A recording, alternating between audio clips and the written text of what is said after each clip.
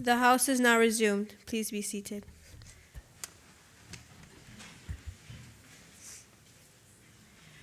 Private Members Motion Number 1 of 2019, Implementation of a Juvenile Detention and Youth Rehabilitation Center, to be moved by the Leader of Opposition, the elected member for Georgetown North. I recognize the Leader of the Opposition, the elected member for Georgetown North. Madam Speaker, I beg to move Private Member Motion Number 1 of 2019, Implementation of a Juvenile Detention and Youth Rehabilitation Center, which reads as follows. Whereas it is acknowledged that there are juveniles within the Cayman Islands who habitually commit crimes, and whereas it is also acknowledged that there is a handful of violent juveniles who commit serious crimes, and whereas it is nearly universally recognized that juveniles who commit minor offenses should be not subject to harsher components of the adult criminal justice system, and whereas in prosecution, discretion, or concurrent jurisdiction law, there's a class of cases regarding youth that should be brought before a juvenile court, and whereas there is no local juvenile rehabilitation program to prevent and help all young offenders from repeating or doing crimes, and whereas the Cayman Islands have neither a proper juvenile detention or a youth rehabilitation center, and whereas there's a need for such a center which will help reduce the numbers of young offenders and provide the means to separate adult and young offenders and to help and improve the mental state of the youth in our country. Be it now further resolved that this Honorable Youth Parliament considers implementing a juvenile detention and a youth rehabilitation center for the youth of the Cayman Islands. Private Member's Motion Number 1 of 2019 has been duly moved. Is there a seconder to the motion?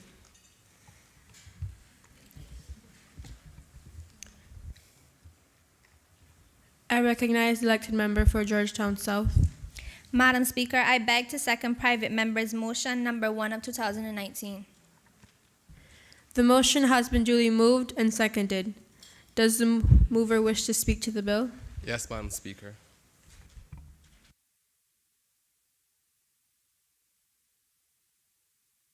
Madam Speaker, thank you for allowing me the privilege to speak in this honorable House. Madam Speaker, I rise to bring the motion presented that states that there should be an implementation of a juvenile detention center and youth rehabilitation center. Before I continue, I would like to ask the House if they actually know who consists of a child. In the Children Law 2012 revision, a child is a person who's up to the age of 18. However, the Penal Code 2018 revision directs that a person who has reached the age of 10 can be held criminally responsible. The legislated gap creates a real risk on children who fall between the ages of 10 and 17, because these children can be sent to prison. Yes, they can also be eligible to be sentenced to remand, namely the Bonaventure and Francis Boarding Home. However, these facilities are not accurately equipped to house the juveniles through the entire rehabilitation process. Madam Speaker, I am not suggesting that the services being offered by Bonaventure and Francis Boarding Home isn't working. It simply is not spread far enough. In fact, I most certainly commend that the Bonaventure and Francis Boarding Home have played their part in doing some justice for our youth. But there is always room for improvement. Madam Speaker, this is where the world-famous, award-winning Missouri model plays a prevalent role. This model is an unconventional approach for dealing with the most hardened juvenile offenders and is producing incredible results with less money. The Missouri model covers all aspects of safety and positive transition, and as a country, we were all once behind this model until it was tragically shelved by the government in 2012.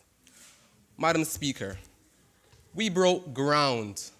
We spent $1.3 million. Do you know what I can do with $1.3 million? A lot, let me tell you that. And we had a plan. So let me ask you this. What is holding us back now? What is stopping us from moving forward? Why isn't this the most important priority for our youth? The answer to that is simply, it's absolutely nothing. Nothing is holding us back. Nothing is stopping us from moving forward, and nothing is more important than our youth. Madam Speaker, we can all agree that the youth of the Cayman Islands are our future, and I, for one, have had enough of the government not investing the majority of their time and energy into our youth. Our main focus shouldn't be on cruise ports, airports, or any other ports for that matter. Our main focus should be on our youth. Too many empty promises are made by the government that they will do this and that for our youth, yet little or no action have been done. Madam Speaker, currently at Her Majesty's Cayman Islands Prison, there's a section walled off for our juveniles and a program that supposedly helps. It can be argued that the current system they have now is working because of a report in juvenile imprisonment. But all honesty, Madam Speaker, the system isn't working. The youth are just outsmarting the system. For example, if you have a dog and every time you call your dog, you lock it up, then eventually the dog will stop coming to you because it knows you're just going to lock it up. Just then and there, that dog just outsmarted you. Madam Speaker, when I grew up with a simple phrase in my head. Anything worthwhile doing is worthwhile doing well. We shouldn't just stop and cancel the entire project. We should have pushed through and persevere. I understand that some bad decisions are necessary so that you can have a great story to tell, but story time is over. We need to snap back to reality. We are talking about the future of the Cayman Islands here, and we only have one chance to make sure that we do the best we can to ensure that our future will be our salvation and not our destruction. Madam Speaker, not everyone is perfect and will get it right the first time. Like they say, the early bird may get the worm, but the second mice gets the cheese. We all make mistakes in life, some greater than others. We are quick to judge those who have done wrong but have done nothing to help them correct it. To that, I say, don't judge them until you know them. Don't underestimate them until you've challenged them. Do not talk about them until you've talked to them. We need to let our young offenders know that they still matter. The reason why I say the word matter is because they never have, they'll never be, and they'll never experience life the way they're supposed to do until that we recognize that they matter. Perhaps they don't have any parents in their life to look them in the eye and say that they matter, but it is our country and our youth, so we need to be the ones to make sure that they know that they matter. Madam Speaker, the government may ask the question, why are we going to build this multi-million-dollar rehabilitation center for only 5 to 6 kids? And the answer to that is much more complex than the question itself. The cost to the country if these kids aren't saved will be greater. We will spend more money in the courts for repeat juveniles and more money in prisons if these youth juveniles have a negative transition. Those 5 to 6 kids are still human and they have a life. If we do not spend proper time and money rehabilitating these kids, we could experience loss of life in our youth. Madam Speaker, the rehabilitation center will go further than just opening its doors to young offenders. The center will open its doors to every child under the age of 18. It is time that we stop closing the doors on our youth. Whether they are suffering from anxiety, depression, or just need some professional help, the doors will be open for them. Whether they are in primary school, high school, or college, the doors will be open for them. This multi-million-dollar center won't just be about rehabilitating. We can include different departments in it, such as a trading school for those who prefer hands-on learning, an academic school for those who prefer to further their education while at rehab, dorm rooms for youth who may be suffering from domestic violence or a bad home. The point is, this multi-million-dollar center will be a multi-purpose one. Madam Speaker, by having a multi-purpose rehabilitation center that hosts factors of other departments, we will not only be recognized locally, we will be recognized regionally and internationally. This means that countries from across the Caribbean and the world will send their youth and or young offenders to the Cayman Islands for a professional rehab center and juvenile detention center.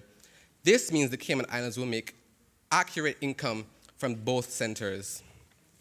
Madam Speaker, if for some reason the government votes no to this motion, it's okay. Not everyone has good taste. But they aren't just saying no to this motion. They are saying no to our youth, no to the betterment of Cayman, no to the future of the Cayman Islands. But the tables will turn. Go ahead. Does the honorable leader of opposition believe that the programs such as sports or other education programs presented does not or is not adequate, or the government are not funding enough for the youth? Well, I think. I can't answer that question because you didn't claim it was a point of elucidation or a point of order, so I'm going to continue. Madam Speaker, the tables will turn. When they say no to our youth, they're saying no to their seats here in the Legislative Assembly. If they say no to our youth, those same youth will say no to them next or other elections to come. So if you came into this house with a mindset of saying no, no, no, I suggest you change your vote to yes, yes, yes. Madam Speaker, today I urge each member of this House to rise as one and agree on the need to implement a juvenile detention center and youth rehabilitation center. Let's not put things off for tomorrow when we can do it today. In any moment of a decision, the best thing you can do is the right thing. Let's be the great thing that happens to this generation. Like they say, the heights by great men reached and kept were not attained by sudden flight, but they, while their companions slept, were trolling upwards through the night. Let's make the change that is well needed. We must give our young offenders, our youth, and our countries a chance to be phenomenal, or we will be forgotten. Like Franklin D. Roosevelt said, we cannot always build the future for our youth, but we can build our youth for the future. But Madam Speaker, I cannot do it alone. I need to do it together as one united country. Thank you, Madam Speaker.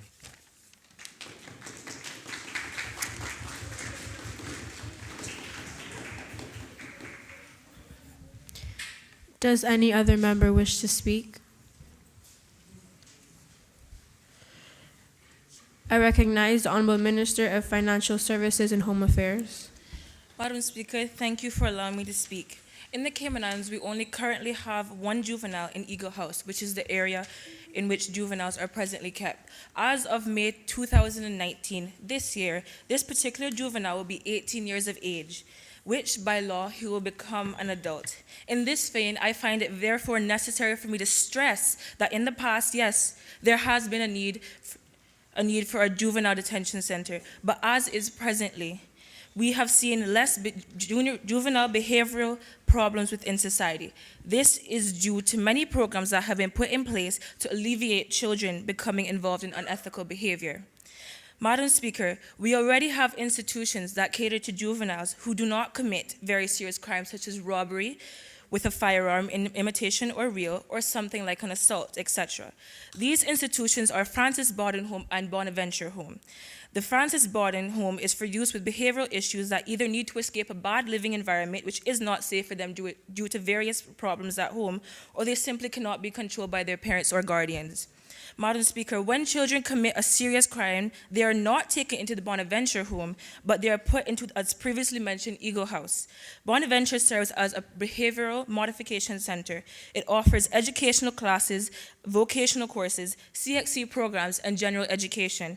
The program length usually lasts for 6 months. Therefore, as you see, Madam Speaker, we do have a detention center. It is not a prison, not an abusive system, but instead, it is a facility that houses juvenile delinquents, which offers many nourishing elements. Dedicated individuals within the Bonaventure Home gives much care, love, discipline to the children.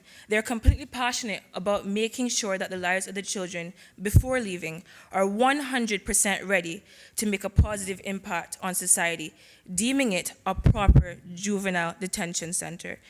Madam Speaker, it has been brought to the government's attention that there has been neglect in the past of not fulfilling the needs of the Bonaventure Home. Although this home has become a better place, it is the government's responsibility and duty to make sure our youth continues to be cared for, and therefore we pledge to live up to our expectations by adding more funds to the budget in order for other programs to be introduced. Madam Speaker, we do not need another institution to house in behavioral children because the Bonaventure Home is adequate enough.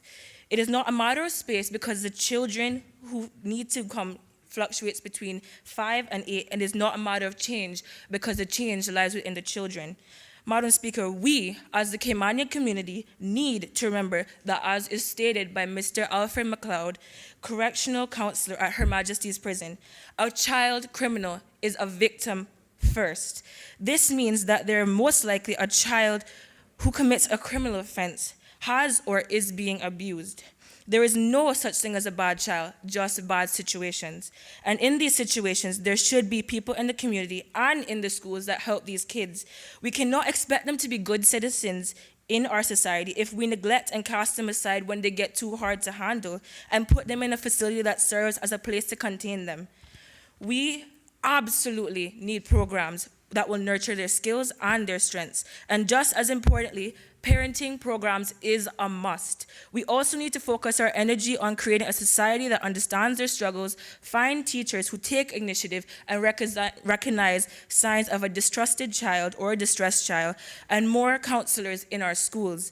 We cannot control the outcomings of every family, but we can sure help children who need the attention.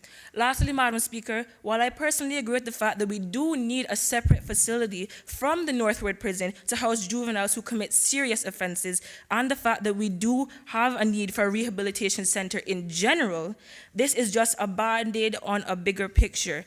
The issues lie within society and the family. We need to start making it easy for young Caymanians in their own society and to instill in them that prison is not just an escape from reality.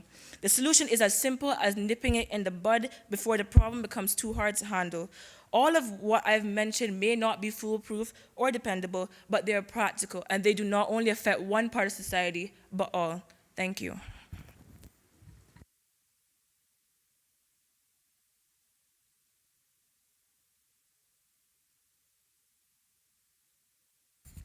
Does any other member wish to speak? I recognize the elected member for Georgetown Central.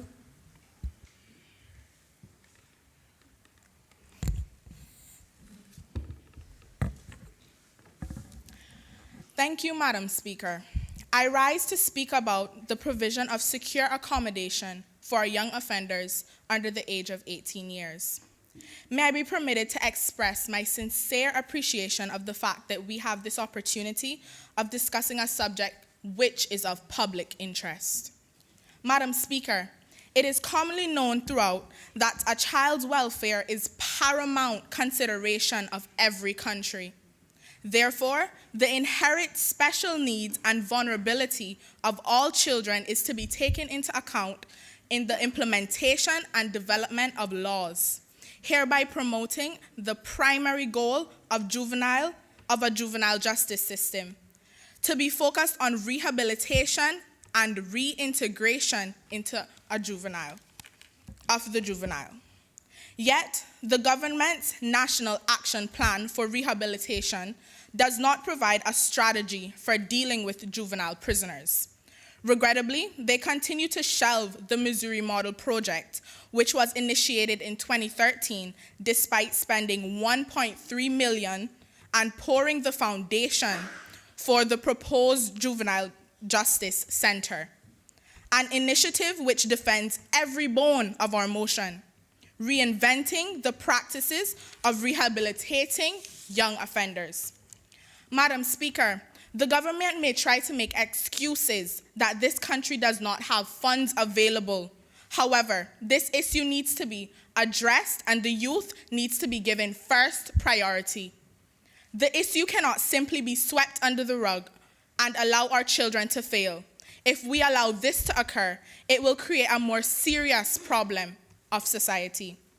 I make no apology for quoting Winston Churchill's immoral words describing a decent criminal justice system. He said, "The way in which it treats its crime and criminals is the true test of civilization of any country and marks and measures the living virtue in it." If he was here to pronounce his verdict on this proposal, he would demand that the government addresses its inappropriate approaches to housing young offenders and secure their education and training post-custody. Surely there is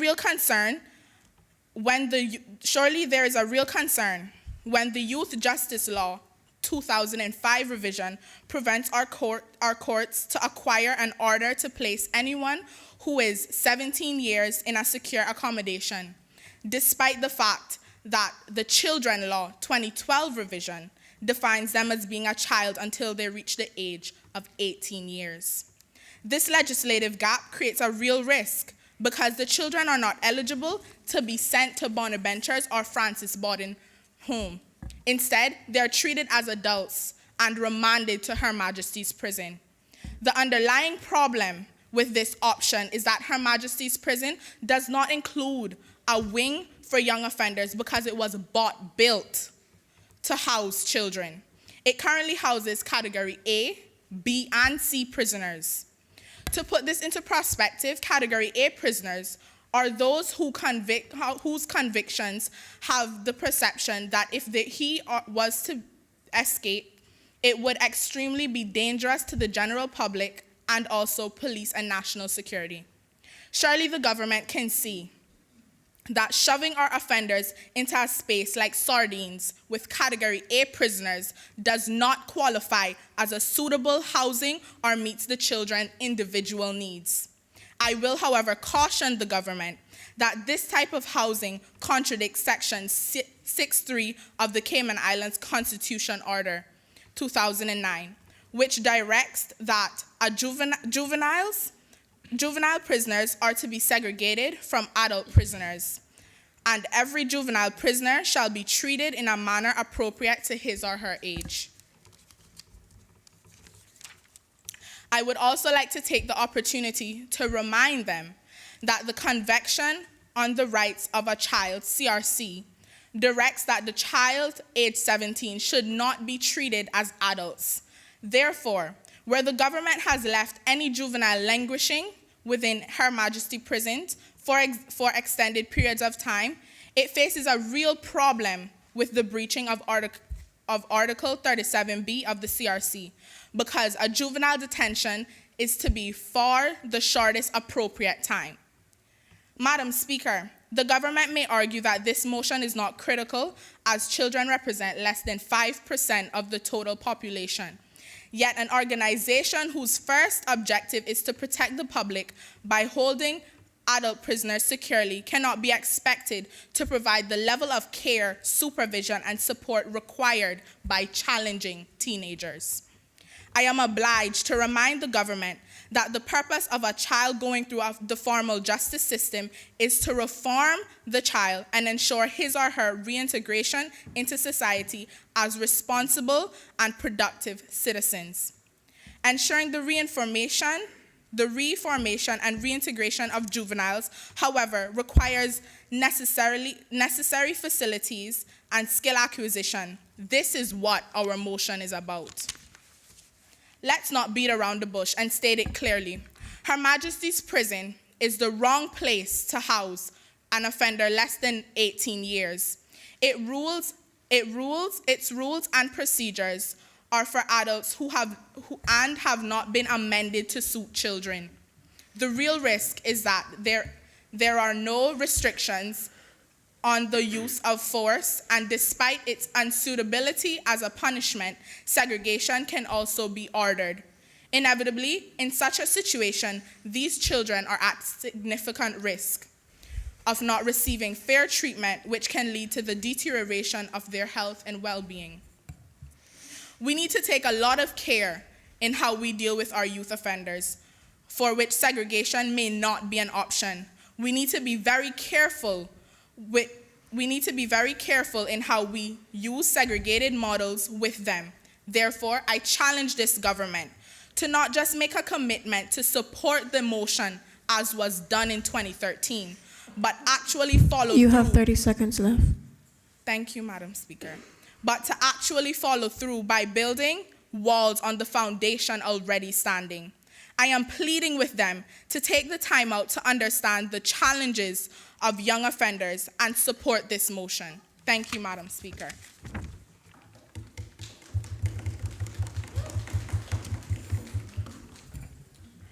Does any other member wish to speak?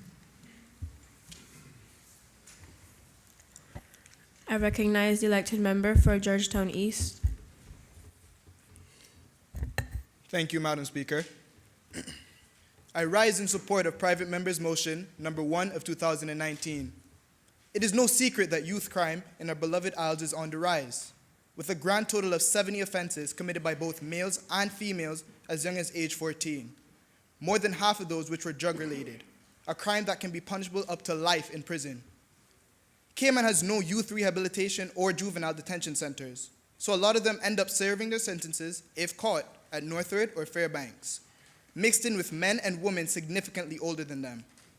Parents often complain about the age gap difference in the high schools, but yet no one voices their concerns for a seemingly worse pairing of underage youth with grown, hardened criminals. As with most aspects of life, you always have to think about the cost. As a popular rap song says, cash rules everything around me. Cream, dollar bills, y'all. In order to effectively evaluate the financial side of a possible youth rehabilitation and detention center, we need to determine the cost of building and maintaining the center and compare that with the current cost of sending young offenders to Northwood. Youth rehab centers are specialized treatment facilities to treat and counsel drug and alcohol addictions as well as other disorders in children and adolescents. Youth detention centers, quite simply put, is prison for persons under the age of majority, the age that the law recognizes you as an adult. But how much do these centers cost? There's no exact amount, as there are many factors that can change that number, but here's an estimate. Firstly, we have to find land or a building to facilitate the center. In the past, a $10 million project was started at Fairbanks, but abandoned due to funding constraints. There are also talks to build one at the Bonaventure Boys Home, but that was also put on hold due to concerns raised by the residents in the neighboring areas. This was at an estimated cost of $2.5 million. We'll be using that figure and doubling it to account for both centers. The next thing we have to consider is the cost of staff and training. Within the center, the jobs there include medical and executive director, intake staff, medical staff, clerical staff, janitorial workers, caseworkers, managers, and administrators. A detention center would require most of the same staff. Using Glassdoor, a website where employees and former employees anonymously review companies, I was able to find an estimate of each of these positions. I tried to be realistic and include a likely amount of staff in each position. This total came out to be $1.6 million a year. We'll set aside another $500,000 to offset other expenses like utilities. This totals to $2.1 million. Our grand total now comes up to $9.2 million. This includes the cost of maintenance, which is $4.2 million, as well as the $5 million to build both centers. I was unable to find an exact amount of how much it costs to keep the juveniles at Northwood and Fairbanks, but the prison service budget is $12.5 million. Already, the yearly budget for both centers is significantly lower than that of the prisons, $4.2 million versus $12.5 million. Not only would we be able to detain youths, but also treat them and get them the help that they need. Compare this with what we currently do, where these juveniles are put into the system at a young age, mixed in with seasoned criminals. Allow me to demonstrate. Here, I have a glass of water representing our youth entering the justice system. Here, I'll be using an example of criminals already in the justice system. Watch as I pour this into the water, and you see that the water is no longer clear. Everyone can see that? We are the products of the environment we live in. So what does that say about these kids who spend so much time in a cell block with serious offenders? Now that we have crunched the numbers and have a figure in our head, let me ask you these questions, the government. How much is our youth worth? What is the cost of the future of our economy, of our country? How do you put value on lives so young? There are few negatives to the construction of both the rehabilitation and detention center, the negatives mainly being financial. But what's a few dollars compared to the betterment of our children? Thank you.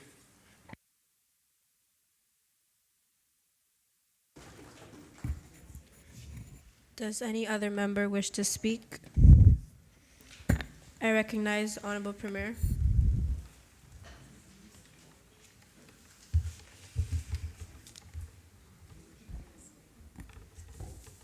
Thank you, Madam Speaker. Detention, a form of locked custody of youth pretrial who are arrested. Juvenile detention centers are the juvenile justice system versions of prisons, and prisons were never made to better people. They're made to lock people away. Madam Speaker, I'm here to address this motion, which is asking for the government to implement a juvenile detention and youth rehabilitation center. Madam Speaker, people argue that the unnecessary use of a secure detention exposes troubled juveniles to an environment that closely resembles adult prisons and jails than the kinds of community and family-based interventions proven to be most effective, such as Big Sister, Big Brother, Boys to Men, Girls Force, etc. There is no change to criminal behavior, no change to certain mental illnesses without strong and family support, communicated Mr. McLeod, correctional counselor of the Cayman Islands Prison Services. He also added, It doesn't matter how you counsel them. If they aren't going back to the environment that nurtures their needs, they will not improve. Madam Speaker, the juveniles are victims first. It is likely that they are coming from abusive families or being neglected. One juvenile that was incarcerated shared that he started smoking from 9 years old to relax my mind of thinking of my family problems, as quoted in the Yolande Seaford report. Community and family impacts a child so much. They impact a child's personality, beliefs and values, and most certainly a child's behavior. So why not instill community and family-based programs? Some churches that have men groups go to the Bonaventures Boys Home to work with kids. Women within the community can also talk to the girls about STDs, promiscuous behavior, etc. And we all know these days youth voice their opinions on those matters, whether we like it or not. You have programs in school, such as the John Grace High School Boys to Men, who are a group of 25 boys who are said to present delinquent behaviors, but are being mentored and worked with to take responsibility in their actions and how to carry themselves, and are said to be becoming respectable young men. These boys have pride instilled in them. They have also given back to the community. A sense of joy and pride I feel to see them trying. They're like my own sons. They have made both me and staff proud, said Mr. Murray, the organizer of Boys to Men and the counselor of John Gray High School. Madam Speaker, contrary to the popular belief, the punishment of imprisonment is not necessarily as an effective deterrent as people are led to believe. Statistics shown in the Yolande Seaford report shows that the rate of re-imprisonment is 73.3%. Almost 3/4 of the men interviewed in Eagle House and Northward indicated that this is not their first time incarcerated. Studies have shown that the involvement in the criminal juvenile justice system increases the risk of recidivism. Madam Speaker, an article in the Time newsletter stated researchers found that rather than rehabilitating young delinquents, juvenile detentions which lumps troubled kids with other troubled kids appear to worsen their behavioral problems. Compared with other kids with a similar history of bad behavior, those who entered the juvenile justice system were nearly 7 times more likely to be arrested for crimes as adults. Further, those who ended up being sentenced to juvenile prisons were 37 times more likely to be arrested again as adults, compared with similarly misbehaved kids who were either not caught up or not put into the system. Madam Speaker, one reason why incarcerating the young is not productive is because of the detrimental effects of labeling, which stigmatizes or heroizes the juvenile as a bad man or bad girl. Come on now, parents, students, we both know the mentality of this here generation. I just got, or how the kids would say, locked up. I just got freed up. I'm out the pen, so that makes me a bad man. Now I present this question. Is that the impression we want to leave on our children by placing them in the detention center? Madam Speaker, there are facilities already made to better children, such as Bonaventures Boys Home, who offer auto mechanics, education such as CXC Math, English, and Science, just to name a few. Bonaventure, a facility already instilled, is as effective as the Juvenile Detention and Youth Rehabilitation Center wanting to be implemented. Bonaventure has a powerful impact on our children. In particular, one young man who was placed in the Bonaventures Boys Home, which was called the Cayman Marine Institute back then. He went through these same programs as Bonaventure, and this young man has become a splendid adult. Someone we look up at, someone we rely on, a man of our community and a man of our country, and a man who has been successful. Madam Speaker, most children who act out have a problem and they use their actions as a cover, and instead of leaving them be, the community can help better these juveniles because there's no such thing as a bad child. No one was born bad, nobody. Madam Speaker, people have the tendency to be reactive instead of proactive, and concluding that once you invest time on these juveniles, it makes a world of difference. Building a detention and rehabilitation center is not the answer to everything. You can build the center and your problems may still exist, strongly expressed Mr. Sidney Williams of the Bonaventures Boys Home. Now I finalize my speech by saying, why don't we as a community help out each other? Be the Cayman community that everyone talks about. The one who is united, the one who helps each other for the better, the one who is K-mankind.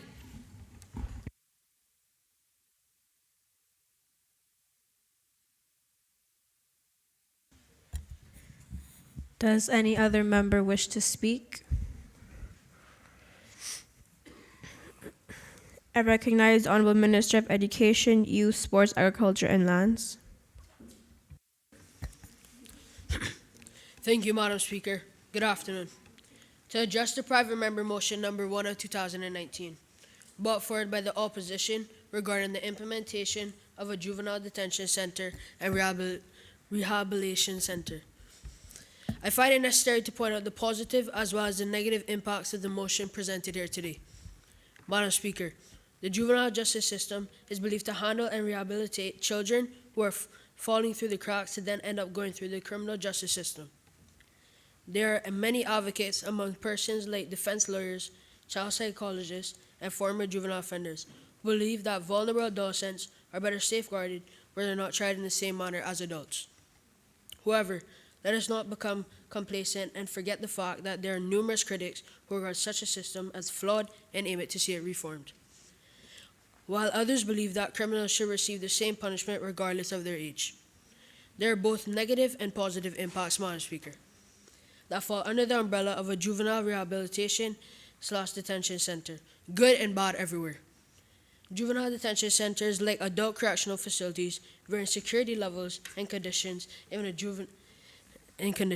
a juvenile detention center, there may be great importance on academic instruction and programs to teach young offenders new behavioral thoughts and strategies to help them avoid committing future offenses, however the odds remain. I now focus on two documented aspects of a juvenile center which can bring positive attributes but can also bring about repercussions, at which I will explain. Madam Speaker, protection from physical and sexual abuse by keeping youth apart from adult offenders is absolutely a positive attribute. However, I must elaborate a bit on this particular aspect. I agree that protection of our youth from adult offenders is a main priority, but it leads me to wonder if the opposition considered that within the walls of such a center, there may be older youth who commit sexual crimes amongst other things by preying on younger vulnerable youths. Accordingly, to make sure these sorts of occurrences do not take place, the personal staff of such a facility must be scrutinized to the fullest also. In order for youth to be protected from staff who may be abusive or may have an existing record of molesting children. Sometimes children will be subjected to worse treatment than what they were receiving at home because of the background of certain staff members employed. We cannot be sure that this will not occur, and if it does, on a wider scale, this center will not be then fit for purpose. Madam Speaker, point of clarification. Are you saying that the staff... Do you give way to the... I decline.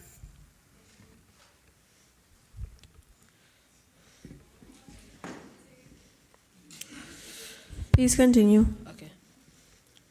Sometimes children will be subjected to worse treatment than what they were receiving at home because of the background of certain staff members employed. We cannot be sure that this will not occur, and if it does on a wider scale, this center will not then be fit for purpose. Therefore, due diligence must be carried out. Rehabilitation through programs for psychological counseling, substance addiction treatment, and access to education is definitely another ethical aspect to assist children to get back on the right track.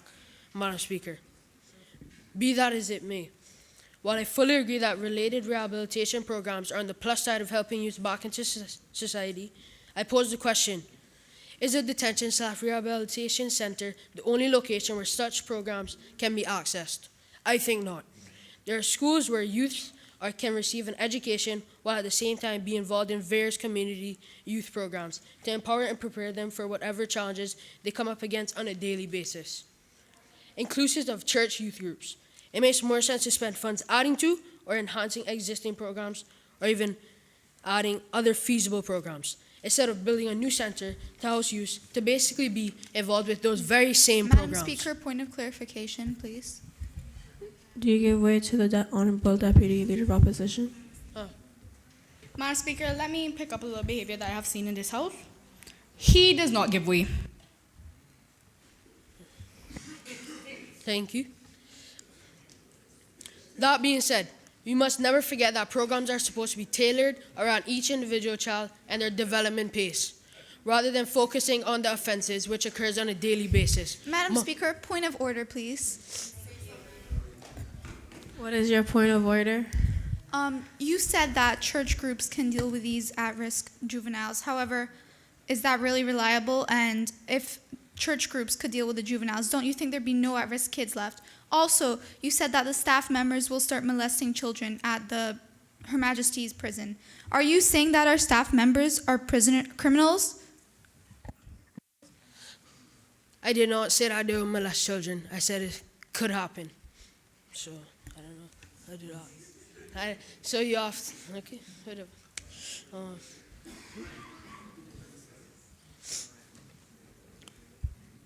Okay. Madam Speaker, one of the negative aspects of rehabilitation and detention centers is the loss of family connectivity and quality time together.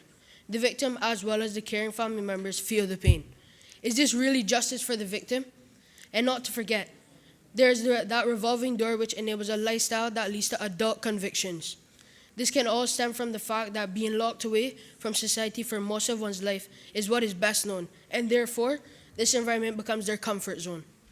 Being locked away becomes the norm of what life is all about and can cause retaliation, whereby some become repeat offenders. Madam Speaker, there must be checks and balances put in place before making a decision on what the opposition is seeking.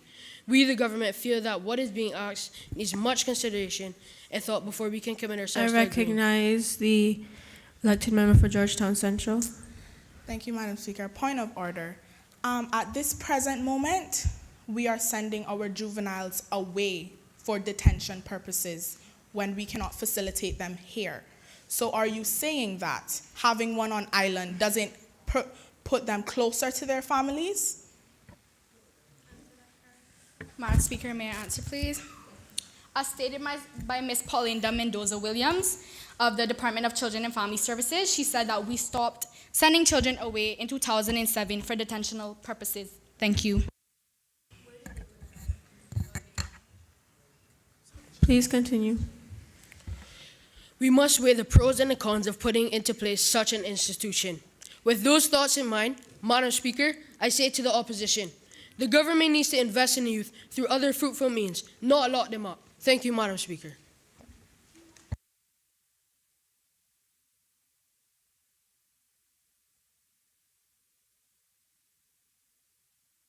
Does any other member wish to speak? I recognize the Honorable Deputy Leader of the Opposition.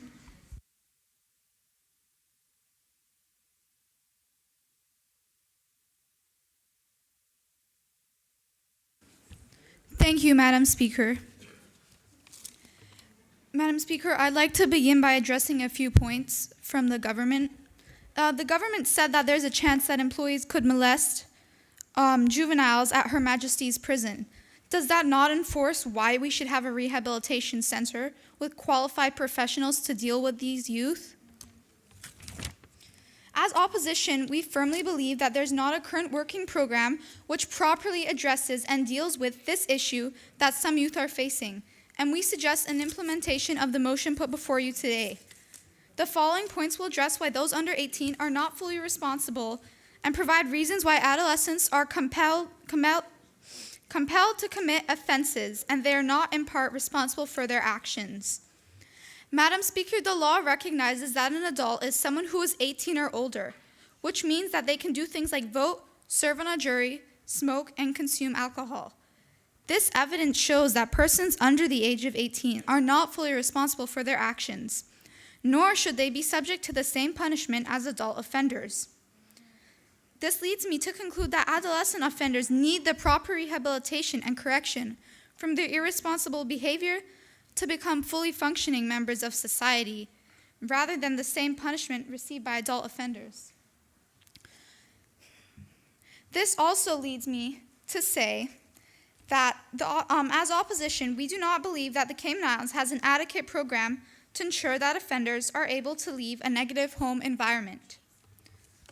Multiple studies, including an extensive 2009 report from the National Center for Biotechnology Information, showed that 574 persons from ages 5 to 21 were studied to examine the correlation between physical abuse in early years and juvenile delinquency, violence, or other behaviors deemed socially acceptable.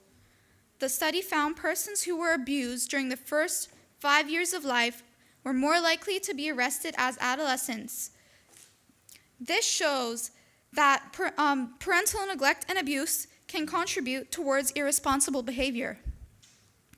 Some studies show that children experiencing neglect, such as dehydration and malnutrition, are prone to poor emotional stability and weak social skills. Adolescents rely on the emotional sector of the brain when making decisions. Therefore, neglect would directly cause poor decision-making in adolescence. The government has stated that Bonaventure can deal with juvenile delinquents. However, there is no follow-up program to deal with a negative home environment for these children. They're just put back into the same environment that they were in and influenced again to make poor decisions. Madam Speaker, drugs, most prominently cocaine, nicotine, and marijuana. Please give all your comments to the Premier. Please continue. Marijuana and alcohol have the potential to become addictive in certain people. Multiple studies, including a study from the National Center for Biotechnology Information, have revealed evidence that the younger an individual starts using a drug, especially during adolescence, the more susceptible they are to developing substance use disorders, or in other terms, addiction. We do not have the proper facilities to deal with addiction, as addiction is a disease and it is not like a condition that the children are under. The current program we have does not deal with this at all and leaves these youth with addiction. So by the time they get out of prison, they are back into drugs again. Recent scientific research using MRI scanning technology shows that adolescent brains are underdeveloped compared to the fully formed adult brain. For example, Harvard Medical School, UCLA, and the National Institute of Mental Health have tried to map the development of brains in adolescence. This research shows that during the teenage years, the brain goes through pruning, in which certain information is cut back and others is kept. Madam Speaker, a UCLA brain research team found that the frontal lobe, responsible for controlling impulses, planning, prioritizing thoughts, and predicting consequences, changes most during adolescence, more than any other period of life. This means that an adolescent would not have equal reasoning skills to a fully developed adult. Madam Speaker, point of information. I recognize the Honorable Leader Madam Robles. Speaker, what is point of information?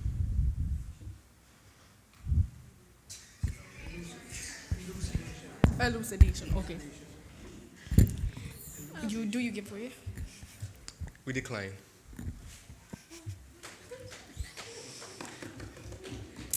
Dr. You DeBoer, have 30 seconds left. Madam Speaker, may I ask to have a 60-second extension to finish my point, please? Continue.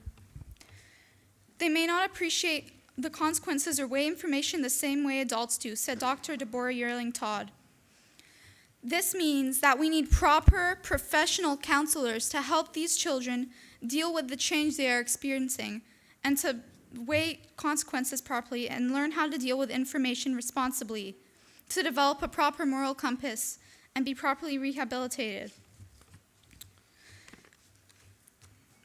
In conclusion, Madam Speaker, as opposition, we firmly believe that an implementation of this motion is absolutely necessary to provide the proper rehabilitation center needed for young offenders, as well as the chance for redemption and correction of their reckless behavior, which they are in part not responsible for.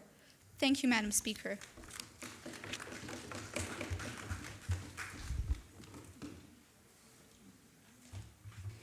Does any other member wish to speak? I recognize the elected member for Georgetown South. Thank you, Madam Speaker. I rise to give my contribution on the motion of incorporating a youth detention and rehabilitation center in the Cayman Islands. This center may cost a substantial amount of money. However, my view and the opposition's view is that the future of our children in the terms of crime prevention and management of offenders more than justifies the money that should be spent on such a facility. The opposition feels that the government needs to look at the bigger picture and needs to focus on the prevention of our youth from entering the court system and not turn a blind eye. The British House of Commons Homes Affairs Committee Report 1993 states, and I quote, "Investment in identifying the causes of crime is clearly preferable to paying for the damage once it has been done. We cannot expect crime rates to decrease if an investment is not present in the youth." Madam Speaker, we do have the Bonaventure Boys Home and the Francis Borden Girls Home, and the youth and juvenile offenders are sent to those facilities from the courts. In the Yolanda Farb report, Magistrate Ramsey Hale, a former magistrate, was quoted saying, "Bonaventure Home is a boys' home that has been made as a juvenile detention center and a rehabilitation school, which it is in fact not," end quote. So basically, we have a high court judge acknowledging that this is not a fit-for-purpose facility. For example, the Bonaventure Boys Home and Francis Borden Girls Home, which were designed to provide care and protection, are now ending up with the youth and juvenile offenders among their residential population.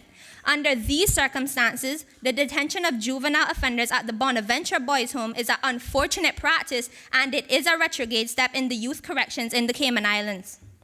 Madam Speaker, this represents double jeopardy for those youth by mixing offenders with children who are for the most part victims and not perpetrators of wrongdoing. And we're housing delinquents who are in fact in need of specific treatment intervention. So I may ask, is the government willing to wait until these at-risk children are already in trouble and into the court system rather than creating measures that will prevent them from even getting to the courts? Madam Speaker, as I stated, if the system was more focused on preventing the youth from committing crimes and taking the initiative to notice and to act on the signs shown, this country would be better off with less juvenile offenders and less offenders in general.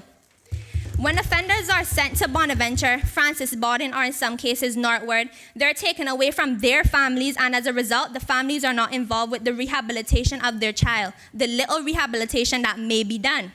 So, Madam Speaker, if these children are being taken away from their families, which is a consequence of their actions, understandable, how do you expect them to improve and to become better citizens of this country if after their time in these institutions, they are placed right back into the same toxic environment that contributed to them being in the court system in the very first place?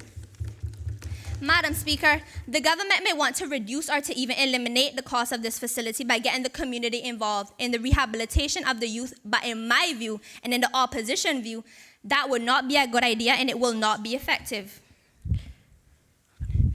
Point of order. I recognize the member for Bordentown South. As far as I'm concerned, I know that there is youth services program, which have cooking and have other programs that help the youth. May I answer? That is involved in... Madam Speaker, we choose not to answer because that's not a point of order, that's a point of elucidation, and we decline the point of elucidation. All right. Okay. In reality, no matter how much we want to believe, the Cayman Islands are no longer an environment where the village would take care of the child, sadly.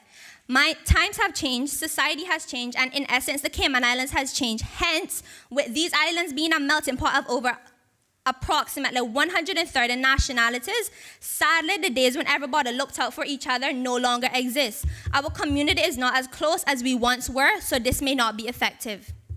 In 2012, a rehabilitation center was supposed to be built. Plans were drawn and there was also a groundbreaking ceremony. The government of the day then took a decision to shelve the project as a result of inadequate funding, even though a budget of $3 million was agreed to and then decreased to $1.3 million. Madam Speaker, if the government saw that this institution was going to be so beneficial to our community, and I do understand that there was a cost factor at that time, why is it that over all of these years, from 2012 to today being 2019, why were funds not budgeted for the building of this institution? Do they not think about our youth who needs to be prioritized? Madam Speaker, the prison director at that time, Mr. Neil Lavis, mentioned that if he could make an area at Northwood Prison where there was a separate entrance the juvenile inmates could exercise separately, that would satisfy the human rights requirements.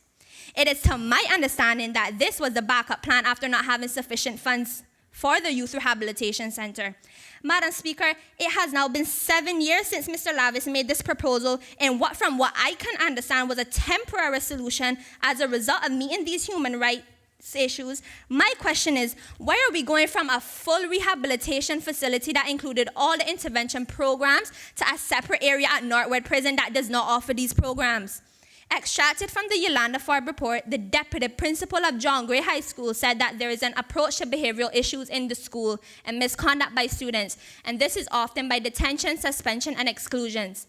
These are punishments, yes, however, he himself said that this is not an effective approach.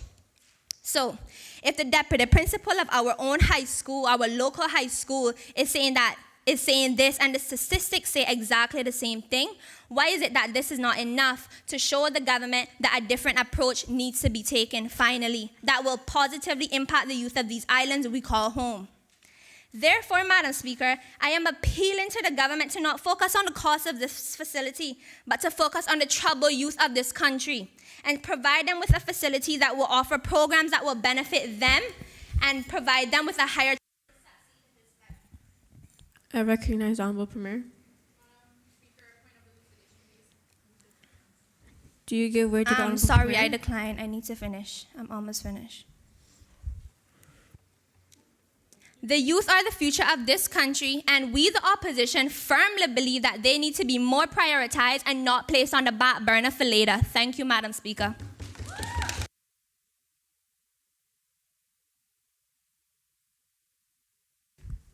Does any other member wish to speak? I recognize the Honorable Minister of Finance and Economic Development. Thank you, Madam Speaker. I stand before you to speak to the issue of young people with mental disorders being placed in juvenile detention. Further, I wish to voice my opinion on why a youth rehabilitation center is not a one-size-fits-all. I also would like to put forward alternatives to solving the problems that we have with juvenile delinquents on the island whose charges are primarily misdemeanors like possession of marijuana or petty theft. Madam Speaker, although psychiatrists are hesitant to diagnose adolescents with mental disorders, many unfortunately have such a disorder. It is common for some who are placed into the juvenile justice system to have these disorders, although no fault of their own.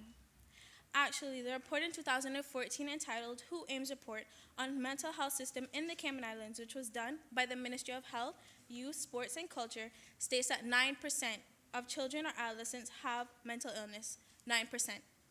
However, we have to take into consideration children who are overlooked for more reasons than one that have such an illness.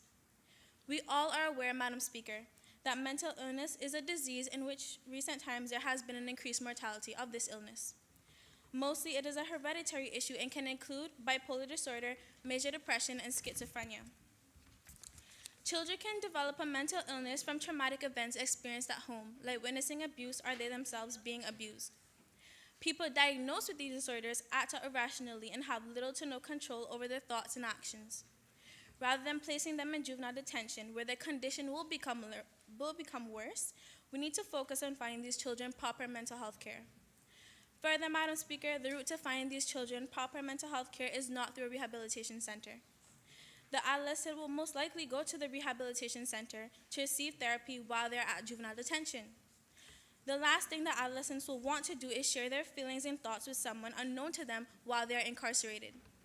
In such a situation, they will feel threatened with trustworthiness for anyone, aside from the people who are in there with them under the same conditions. Rather than implementing a juvenile detention center to house adolescents, Madam Speaker, we should look away from punishing a child in the confinements of 4 walls for weeks or months on end. They will not reflect on their behavior but continue to indulge in it. A child will not understand what it means to be in juvenile detention or a rehabilitation center, no matter how many times you try to explain. They will lose hope in ever being successful or looked at as ordinary, which can lead to depression. In the juvenile detention center, they will find like-minded delinquents and wear juvie as a badge of honor. When deciding on proper punishments for committing a crime as an underage citizen, community service is a solution that we should consider. For example, if a child has been charged for driving a Madam Speaker, point of order. What is your point of order? How would this deal with mental illness? Community service, this doesn't deal with anyone with addiction with mental illness. The rehabilitation center deals with that. Community service wouldn't help these people at all.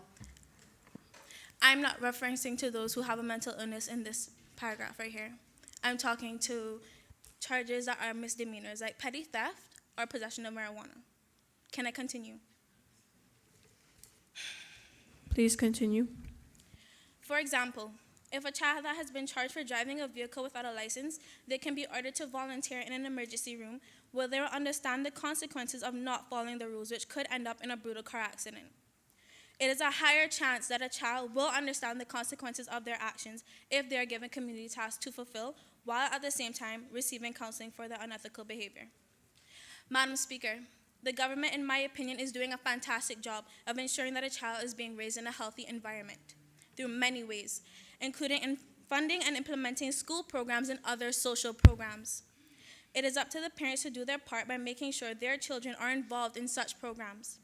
It is therefore also necessary to prevent juveniles from even committing crimes through strengthening our foster care system, where they will have a much better living environment and be amongst people who care. We need to get to the root of the problem to eradicate it, which is to bring stability and attention to the lives of our youths, to deter them from committing crimes. Madam Speaker, point of order. What is your point of order? We don't need a foster system. We need a rehabilitation center with proper professionals to deal with these youth. Madam Speaker, let me pick up something that the Honorable Leader of the Opposition said. That is not a point of order. That's a point of elucidation. Therefore, we will not answer.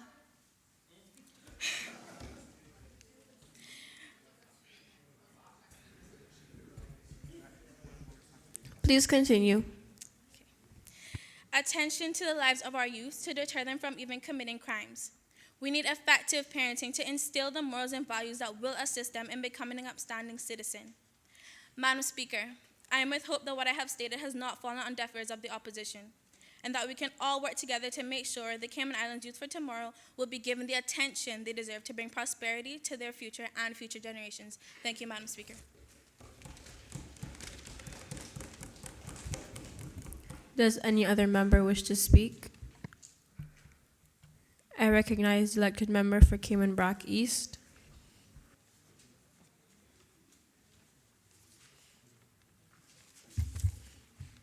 Thank you, Madam Speaker. I find it necessary to speak on such an important issue in regards to what the private member's motion calls for, implementing a juvenile detention center and a youth rehabilitation center in the Cayman Islands. It is precisely as stated in the sixth whereas of the motion brought by the opposition that there is no such recognized official institution. Juvenile delinquency and Madam youth Speaker, crime. point of order. What is your point of order? He is undermining my motion that we did clearly state that there was a juvenile detention center. We just said it was never a proper one. We did not say there was no juvenile detention center.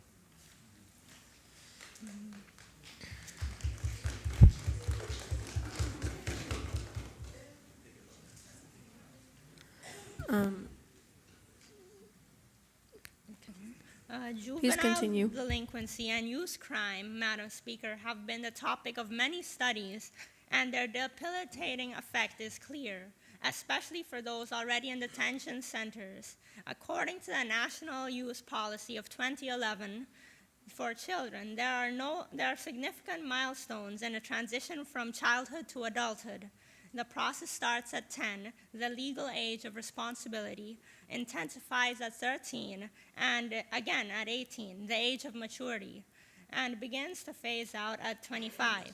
There is no doubt that children usually live what they see. Madam Speaker, without good nurturing parents to love and give children attention that they deserve and while showing right from wrong, this is the first step for the beginning of a child to feel isolated. There would be very little need for detention or rehabilitation centers if good parental background was involved for every child. Both parents and teachers must motivate children, not make them feel like they can never contribute positively to our society. Please do not misunderstand me, Madam Speaker, point of Speaker. hallucination. Do you give way to the Honorable Deputy Leader of Opposition? I decline. Please continue. Both parents and teachers must Both parents and teachers must motivate children, not make them feel like they can never contribute positively within their community. Please do not misunderstand me, Madam Speaker. What I am saying here, yes, even with caring parents and teachers, there will still be children falling through the cracks, but the numbers, I am sure, would be less. Fathers and mothers must live up to their parenting responsibilities, and teachers must do what they are charged to do. And neighbors must do what my mother always speaks about, be the neighbor's keeper in assisting children who are seen to be in need.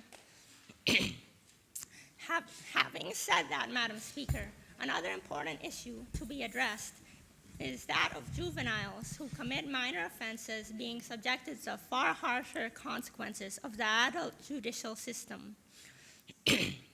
Juveniles have been subjected to the same courts and prisons as adults, and unfortunately, this trend continues. Madam Speaker, in August 2015, a report by CARICOM, or the Caribbean Community, entitled Eye of the Future, Investing in Youth Now for Tomorrow's Community, reflected what was said by a young offender, and I quote, "We are supposed to be the future, and yet we are in jail. We are dead, we are home unemployed, doing nothing for ourselves." Taking a step back into the past, Madam Speaker, for many years, Miss Sybil Joyce Hilton, MBE, Cayman's first probation and welfare officer, a lifelong advocate for disadvantaged young people, fought for basically what we might term as human rights for young offenders during her tenure. Ms. Hilton not only lobbied for the then government, but she also got the public's attention to change judicial and proceedings for juveniles. This stemmed from her observance of a court session where a juvenile was being treated as an adult offender. My question then is, has the judicial system for juveniles continued as was advocated by Ms. Hilton? I would venture to say not, if juveniles are still being incarcerated with hardcore adult criminals. Madam Speaker, while I agree with the opposition that a first-class youth detention and rehabilitation center would be ideal for the entire Cayman Islands to provide services required to tackle the problems of youth and to keep them separate from adult criminals that commit very serious crimes, I find it necessary to also say that being a part of the government, I am caught between a rock and a hard place, but our options must be weighed here. We need to think outside the box on the importance of what is being sought by the opposition and weigh it against the odds. We must do what is necessary to alleviate our youth from becoming a menace to society. If we do not do the necessary, we will end up spending more through courts and prison because we do not pay full attention to the situation of each individual youth when we should have.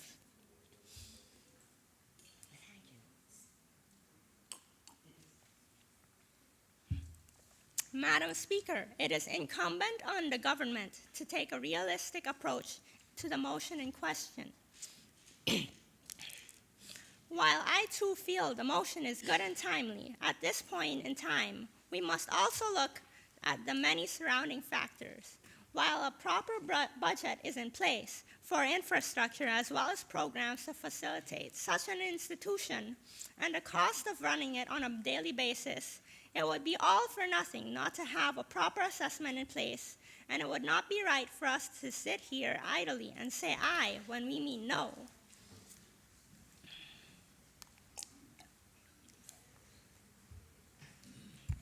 Madam Speaker, there is much to be taken into consideration, and I am with hope that the government and the opposition can work together for a positive outcome of this motion.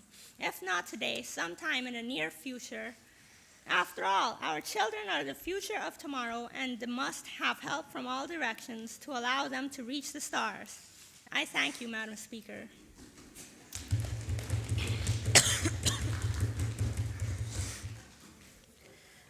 Does any other member wish to speak? I recognize the elected member for Savannah.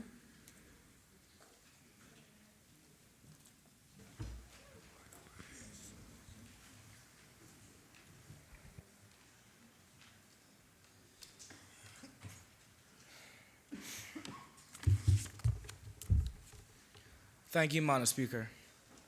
Madam Speaker, I rise today to bring light to the much-needed benefits of building a rehabilitation center in the Cayman Islands that focus on the detection and treatment of juveniles that might be or are suffering from any kind of mental disorder, and the treatment of juveniles suffering from addiction to drugs.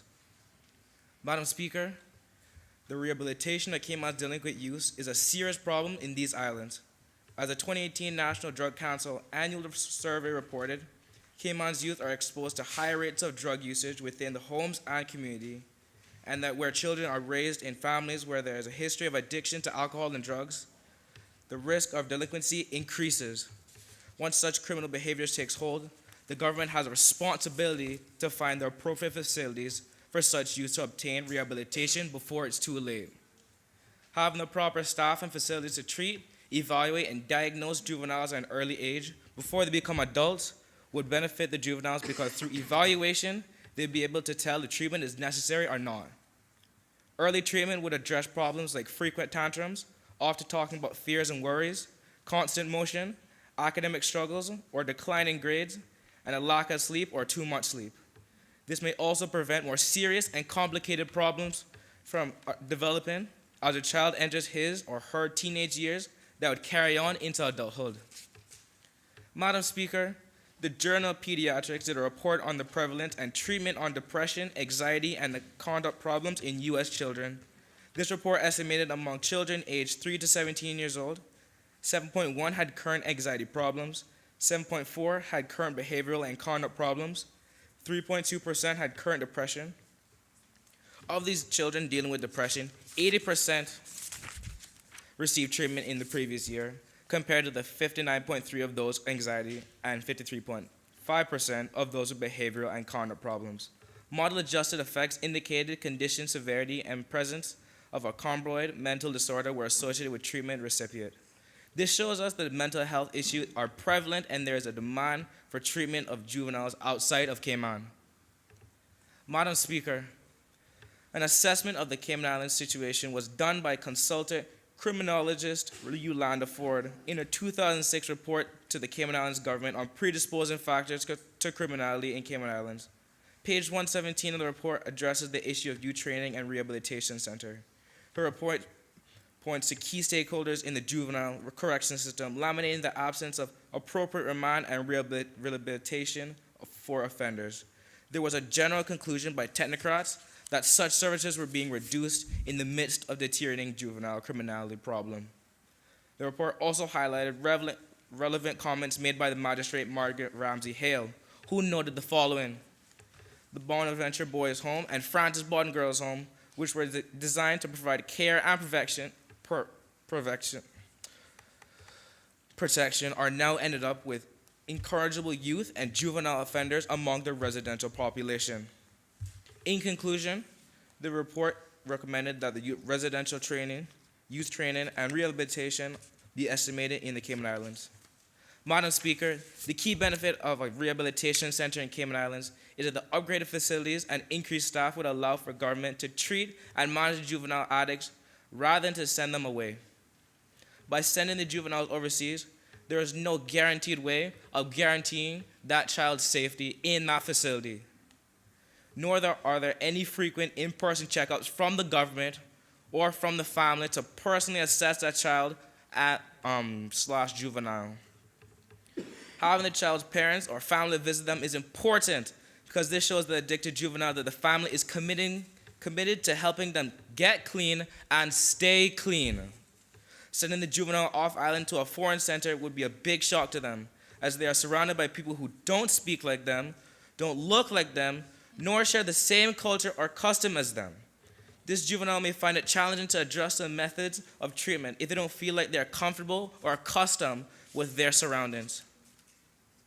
It is clear, Madam Speaker, that the Cayman Islands local Madam arrangements Speaker. have... Sorry. Point of elucidation, please. Do you decline or do you give? Do you give? I decline. It is clear, Madam Speaker, that the Cayman Islands local arrangements has not been successful in the rehabilitation process. Such juvenile delinquents to overseas facilities carry such huge challenges for these enrolled in such programs. in addition to their family members. As Yolanda Ford report concluded, I believe that we have made the case for the Cayman Islands government to establish a youth rehabilitation to house high-risk juvenile delinquents in the Cayman Islands. Thank you, Madam Speaker.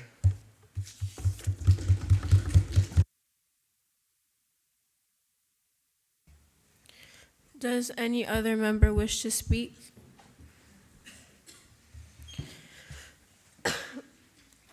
I recognize the Honorable Attorney General.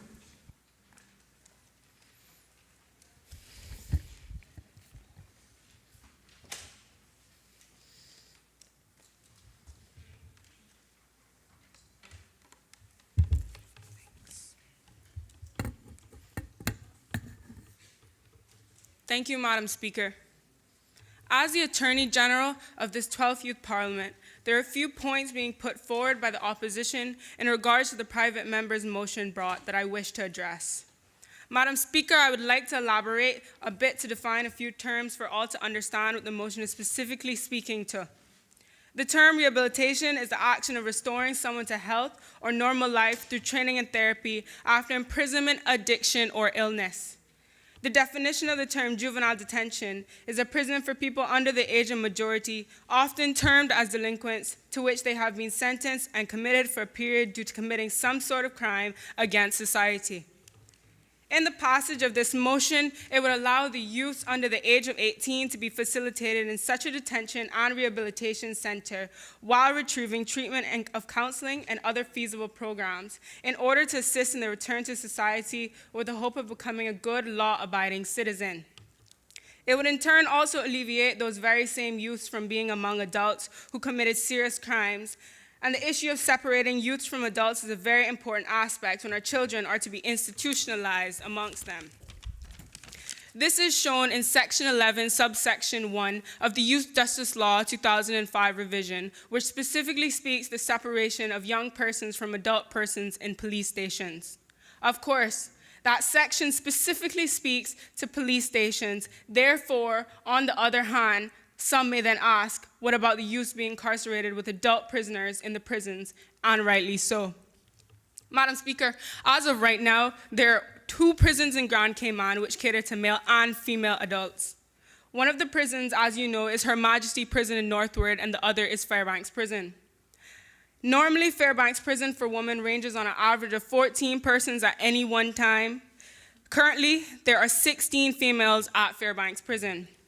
However, it is acknowledged that Northwood Prison can at times reach its maximum capacity.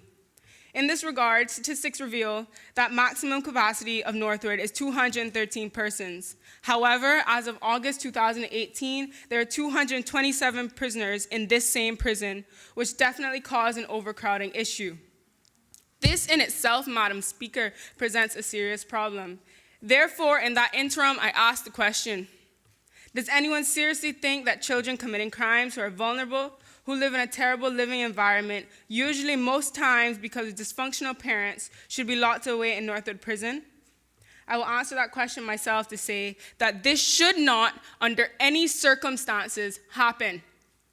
Again, to reiterate, Madam Speaker, the Youth Justice Law 2005 revision speaks to many aspects of youths, including trials in the courts when these youths commit crimes.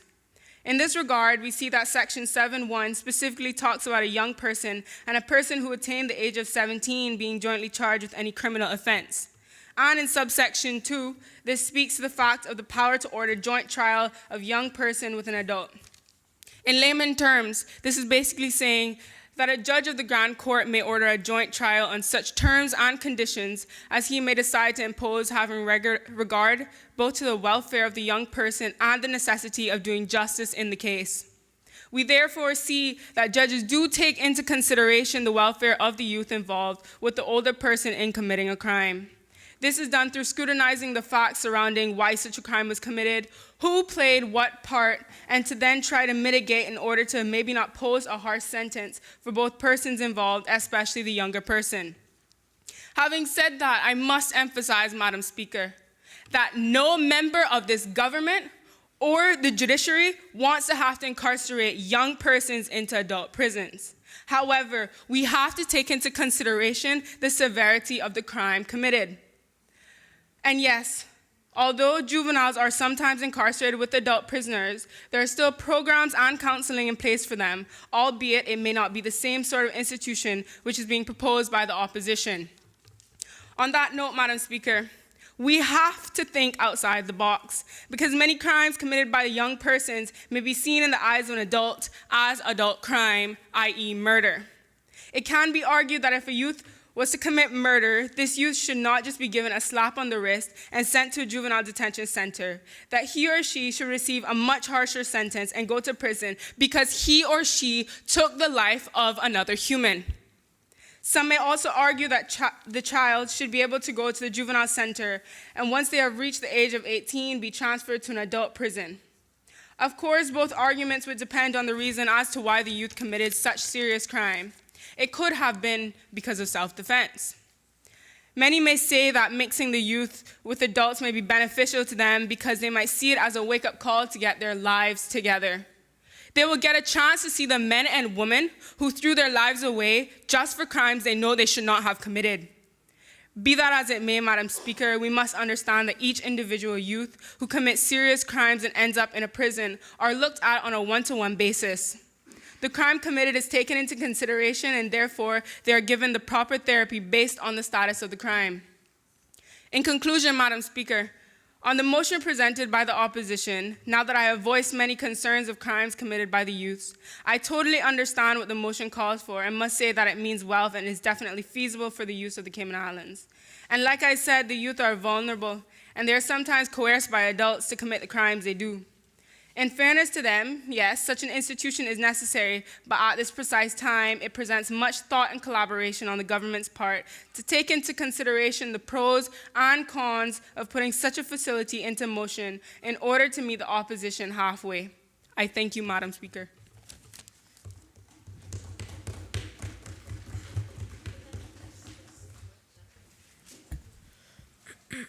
Does any other member wish to speak?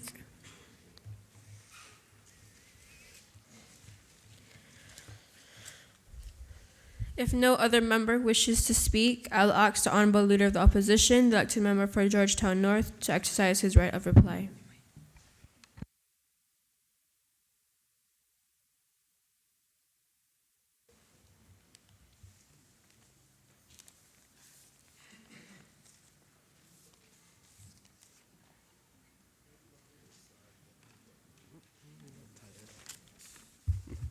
Thank you, Madam Speaker. While I have heard some of the things that the government have said, I have a few rebuttals and things to say. I have heard claims that the Bonaventure is already accurate enough to properly facilitate our youth in Bonaventure. But the thing is, this is a generation of equality, and this is actually Women's Month. This program is only in Bonaventure and not in Francis Borden Home. What happens to the girls? Are they just left out? No. As you see here today, majority of us are girls. Well, they are girls. So we cannot forget about our females. There are some kids who are suffering from mental and trauma, and we are avoiding the main problem. The problem aren't the parents at home or the teachers at school. The problems are the kids. And if we do not focus on our kids, then we can't focus on the parents after. Madam Speaker, the Honorable Premier said something about we are building a juvenile detention center to resemble a prison. My question to that is, would you have something that resembles a prison, or do you want to send your youth to an actual prison? Which is worse? The Premier also said that 73% of recurring crimes... Point of elucidation, do you give way, sir? Do you give way to the Honorable Premier? Yes. Point of elucidation. I have a question. So are you saying that I said that since there's Bonaventure, I said that if you build a youth detention center, that it would resemble a prison, but it's better to send children to something that resembles a prison than sending them to something that already is a prison? Are you saying that? No, I am stating the fact that you said that the juvenile detention center we're going to make will resemble a prison. My question to you was, which is worse, send them to an actual prison or have something that actually help them, even though it resembles a prison? Well, then my question is, as your beautiful... Oh, I asked Alma Premier to please be seated. Please continue. Thank you. The Premier also said that 73% of recurring inmates, of recurring prisoners, go through the entire process. So if we did have a juvenile detention center, we wouldn't have so much recurring prisoners. 73%, that's what she said. Let's drop those numbers to 0% or even less, if there it can go. Some suggestions I have heard was to implement boys to men in our private schools or Big Brother, Big Sister, but in all honesty, these programs cannot be implemented into private schools because it's not allowed. The government has also acknowledged... point of order, Madam Speaker. What is your point of order? Well, the Honorable Leader of the Opposition said that we could implement this program, Boys to Men, in the private schools, where I did not say we could implement that. I was giving examples of programs already instilled in the public school. I will not withdraw my statement due to the fact that I did not state that she said that. I just state there were some suggestions that she made. I am saying that you can go further to implement these in private schools to actually help those in private schools, but it will not be effective because they cannot go into the private schools.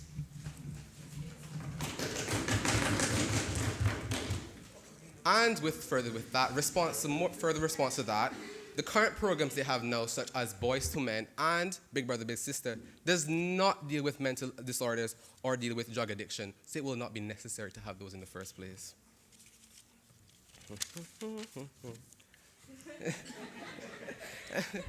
These programs at our Bonaventure homes aren't working.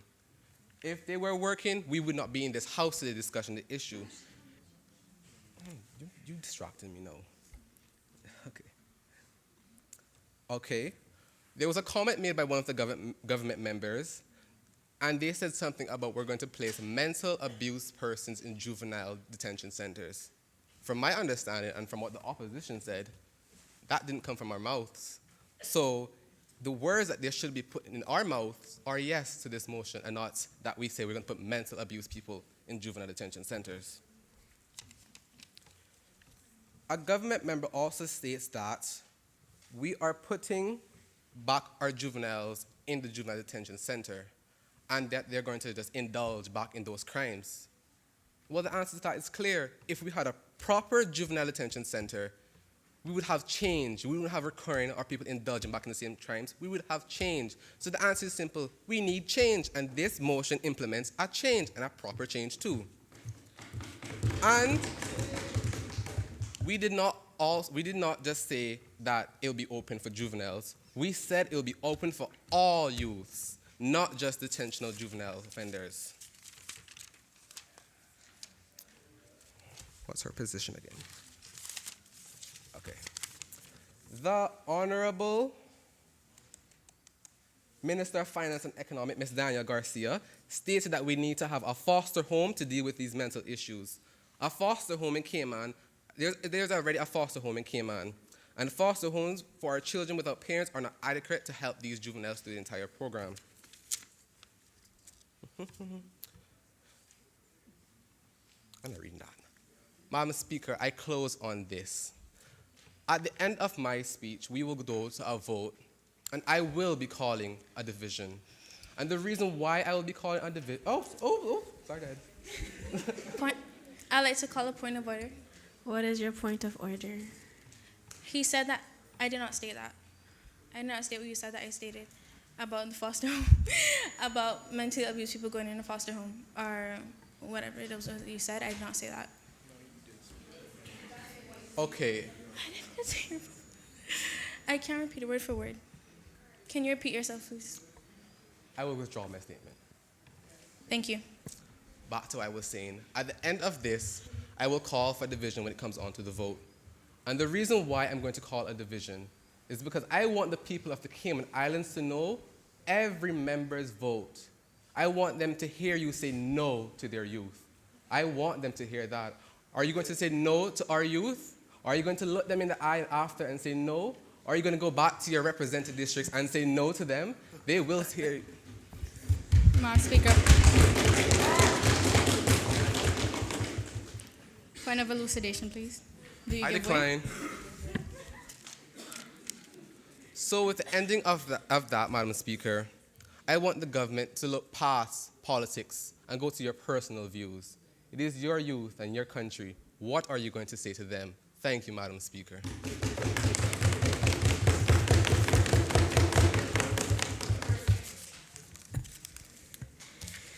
The question is, be it now resolved that this Honorable Youth Parliament considers implementing a juvenile detention and youth rehabilitation center for the youth of the Cayman Islands. All those in favor, please say aye. Aye. Those against, no. No.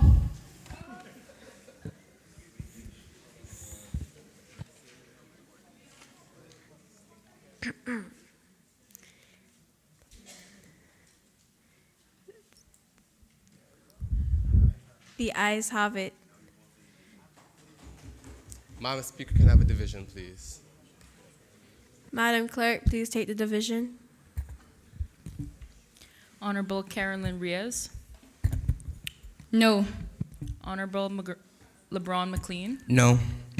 Honorable Nathaniel Gonzalez. No. Honorable Richard Weber. No. Honorable Danielle Garcia. No. Honorable Lisette Williams Fernandez. No. Honorable Gabriella King. Aye. Mr. Thomas Sevick. No. Miss Lucy Parchman. No. Miss Liz Hyderine Smith. No. Miss Catherine Farrington Martinez. No. Honorable Rion Porter. Aye. Miss Kayla Turner. Aye. Miss Zaria Truman. Aye. Miss Dana Levy. Aye. Mr. Alec Harden. Aye.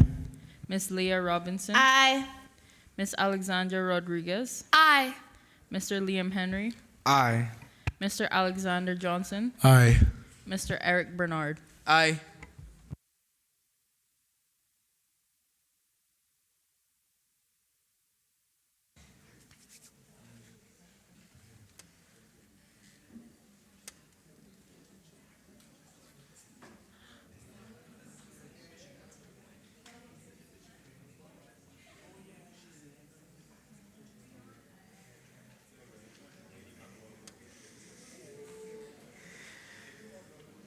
If it's tied, what do I do?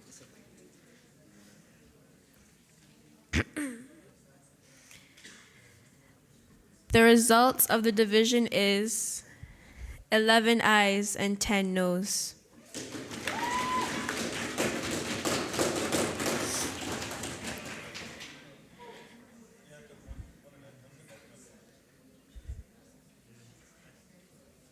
Private members' motion number 1 of 2019, implementation of a juvenile detention and youth rehabilitation center, has passed.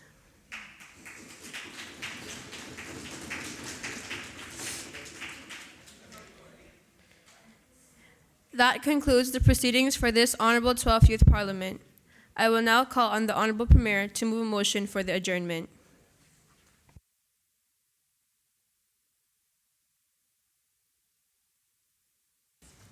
Madam Speaker, I move the adjournment of this Honorable 12th Youth Parliament, signed die. Madam Speaker, before you put the vote on the motion, I would like to express a vote of thanks.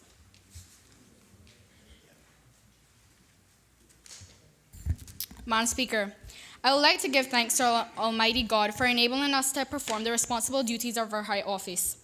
I would also like to communicate a special thanks to those persons and companies who have helped support this 12th Youth Parliament. I would like to give specific notion to Alfred McLeod of the Cayman Islands Prison Services, who has helped both the government and opposition to gain a better understanding of the rehabilitation issues in Cayman. Paulinda Mendoza Williams and Christine Miller of the Department of Children and Family Services for helping us understand the societal impacts. I thank Claire Hughes and Bill Lamont for educating us towards the plastic issues and the solutions in the Cayman Islands. Furthermore, I would like to thank Sydney Williams of the Bonaventures Boys Home and Mike Adams, former MLA and Minister of Community Affairs, Gender and Housing, for helping us obtain information of the history of such rehabilitation homes in the Cayman Islands. Kurt Tibbetts, former MLA and leader of government business, for educating us on certain roles and procedures of the Parliament. Lastly, I would like to put forth a grand thank you to Nick Hoffman of Harneys for his strategic support to this Youth Parliament program of the Cayman Islands, and an honorable mention to Ms. Zena Marion Chin, Clerk of the Legislative Assembly, Ms. Barbara Connolly, Chairperson of Youth Parliament and elected member of Georgetown South, Mr. David White, elected member of Georgetown West, and Mr. Kenneth Bryan, the elected member of Georgetown Central, for their guidance and for uplifting us and motivating us throughout this program. Thank you, Madam Speaker. I recognize the Honorable Leader of the Opposition. Madam Speaker, on behalf of the opposition, I would like to also wish a vote of thanks. I know we all tired and want to go home and sleep, but I'm going to make this quick. I want to thank all my opposition members, Kayla, Zaria, Dana, Alec, Leah, Alexander, Liam, Alexander, Eric. I also want to thank the Honorable Gabriella King for not being blinded by the political views and went to say yes for our motion. I also want to say thanks to Mr. Kenneth Bryan, Mr. Alex Sakou for helping us along the way. Thank you to the Speaker. Thanks to Ms. Barbara Connolly for being the chairperson to the 12th and Honorable Youth Parliament. I also want to thank all the parents for coming on. God bless you all. And I want to thank also all the government members for putting up a very good debate. Thank you. And burn a bush. Thank you.